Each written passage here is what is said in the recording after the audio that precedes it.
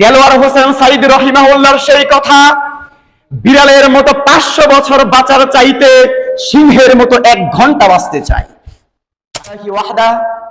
والصلاة والسلام على أشرف الأنبياء والمرسلين أما بعد فأعوذ بالله من الشيطان الرجيم بسم الله الرحمن الرحيم يا أيها الذين آمنوا كونوا قوامين بالقسط।